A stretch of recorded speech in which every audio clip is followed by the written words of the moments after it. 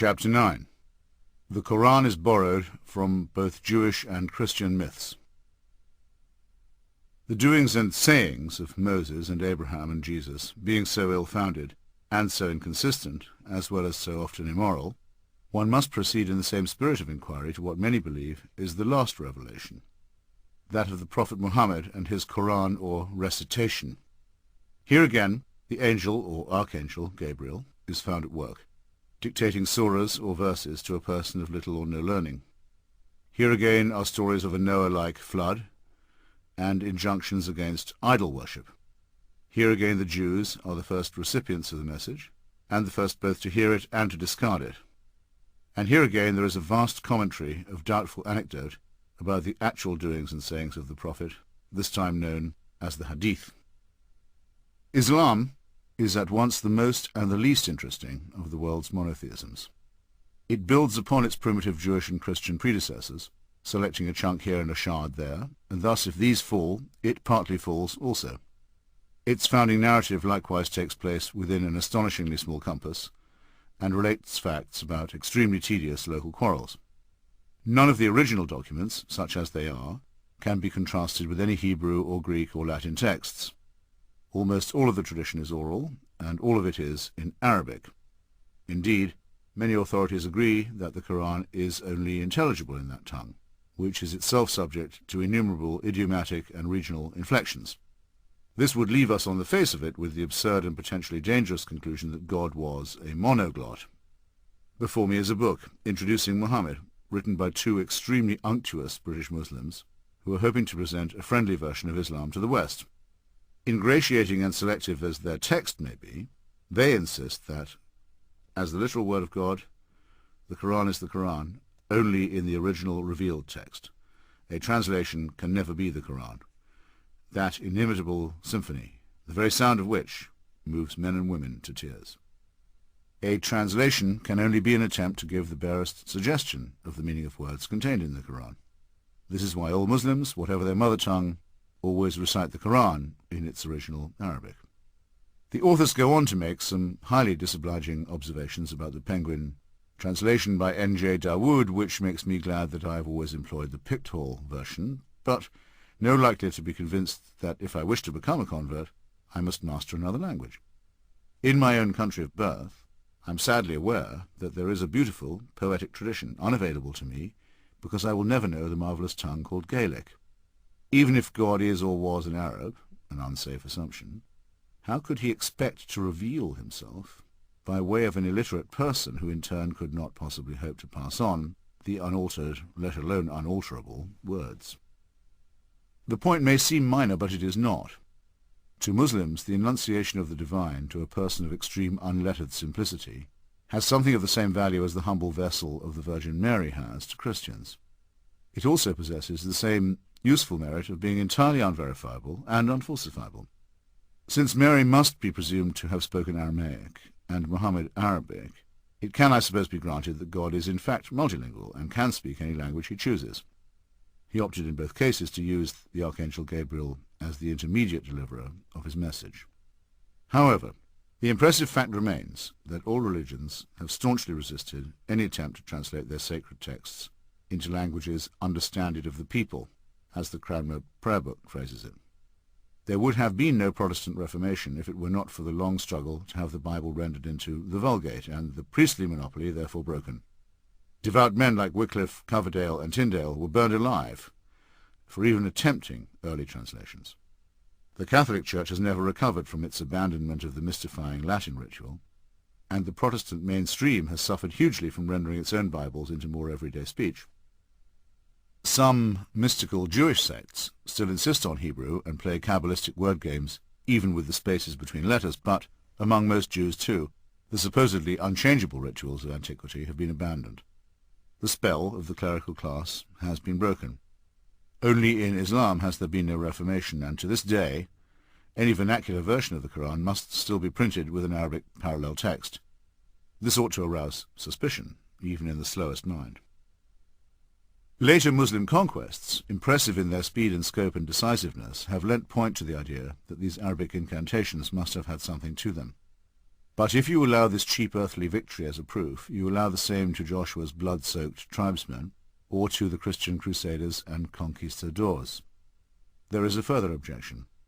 All religions take care to silence or to execute those who question them, and I choose to regard this recurrent tendency as a sign of their weakness rather than their strength. It has, however, been some time since Judaism and Christianity resorted openly to torture and censorship.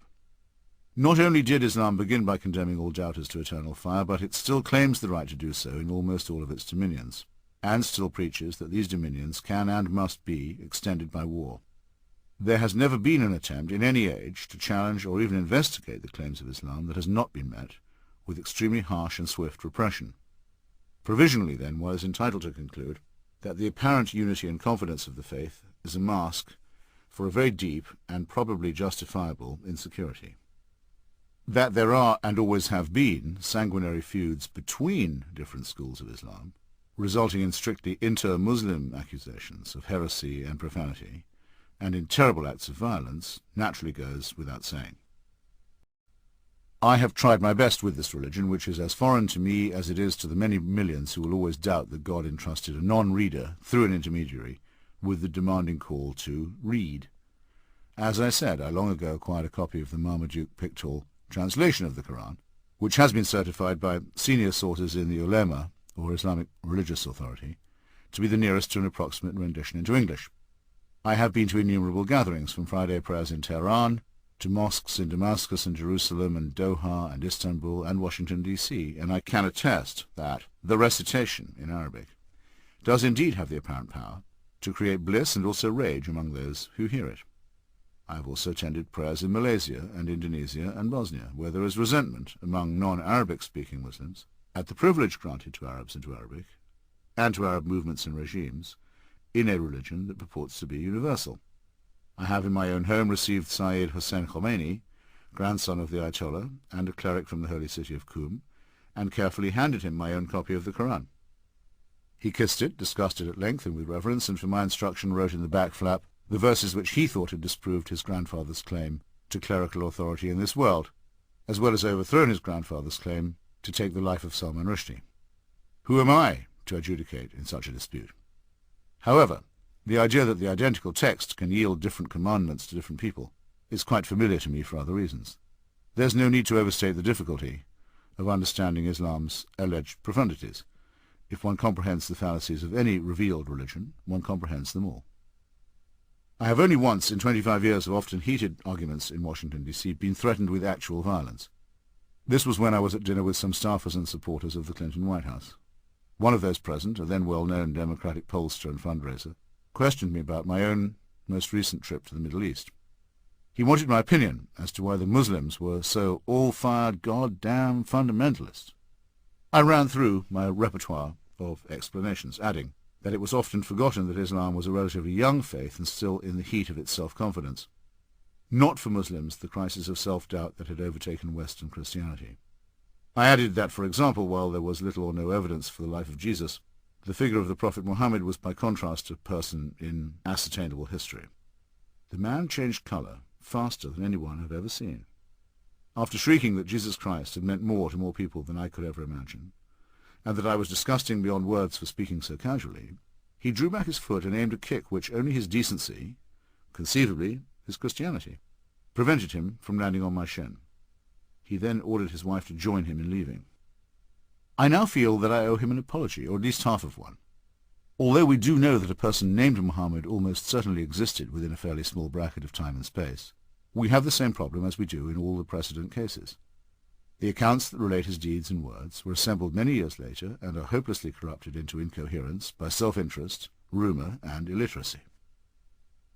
The tale is familiar enough, even if it is new to you. Some Meccans of the 7th century followed an Abrahamic tradition and even believed that their temple, the Kaaba, had been built by Abraham. The temple itself, most of its original furnishings having been destroyed by later fundamentalists, notably the Wahhabis, is said to have become depraved by idolatry. Muhammad, the son of Abdullah, became one of those Hunafa, who turned away to seek solace elsewhere. The book of Isaiah also enjoins true believers to come out from the ungodly and be separate. retiring to a desert cave on Mount Hira for the month of heat, or Ramadan, he was asleep or in a trance, I'm quoting Pictoul's commentary, when he heard a voice commanding him to read. He replied twice that he was unable to read, and was thrice commanded to do so. Eventually asking what he should read, he was further commanded in the name of a Lord who created man from a clot of blood. After the angel Gabriel, who so identified himself, had told Muhammad that he was to be Allah's messenger, and had departed, Muhammad confided in his wife, Khadijah. On their return to Mecca, she took him to meet her cousin, an elderly man named Waraka ibn Nufal, who knew the scriptures of the Jews and Christians. This whiskered veteran declared that the divine envoy who once visited Moses had come again to Mount Hira. From then on, Muhammad adopted the modest title of Slave of Allah, the latter word being simply the Arabic for God. The only people who at first took the smallest interest in Muhammad's claim were the greedy guardians of the temple at Mecca, who saw it as a threat to their pilgrimage business, and the studious Jews of Yathrib, a town 200 miles distant, who had been for some time proclaiming the advent of the Messiah. The first group became more threatening, and the second more friendly, as a result of which Muhammad made the journey, or Hijrah, to Yathrib, which is now known as Medina. The date of the flight counts as the inauguration of the Muslim era. But as with the arrival of the Nazarene in Jewish Palestine, which began with so many cheerful heavenly auguries, this was all to end very badly, with the realization on the part of the Arabian Jews that they were faced with yet another disappointment, if not indeed another impostor. According to Karen Armstrong, one of the most sympathetic, not to say apologetic, analysts of Islam, the Arabs of the time had a wounded feeling that they had been left out of history.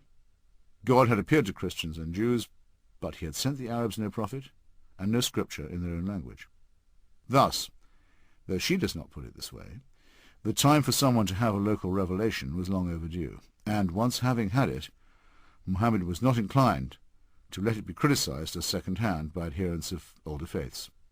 The record of his 7th century career, like the books of the Old Testament, swiftly becomes an account of vicious quarrels between a few hundred or sometimes a few thousand unlearned villagers and townspeople, in which the finger of God was supposed to settle and determine the outcome of parochial disputes. As with the primeval bloodlettings of the Sinai and Canaan, which are likewise unattested by any independent evidence, millions of people have been held hostage ever since by the supposedly providential character of these ugly squabbles. There is some question as to whether Islam is a separate religion at all. It initially fulfilled a need among Arabs for a distinctive or special creed, and is forever identified with their language and their impressive later conquests, which, while not as striking as those of the young Alexander of Macedonia, certainly conveyed an idea of being backed by a divine will, until they petered out at the fringes of the Balkans and the Mediterranean.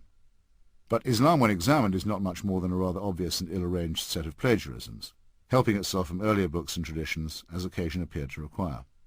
Thus, far from being born in the clear light of history, as Ernest Renan so generously phrased it, Islam in its origins is just as shady and approximate as those from which it took its borrowings.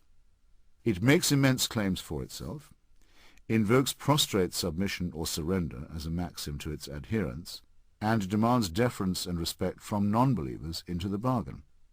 There is nothing, absolutely nothing, in its teachings that can even begin to justify such arrogance and presumption. The Prophet died in the year 632 of our own approximate calendar.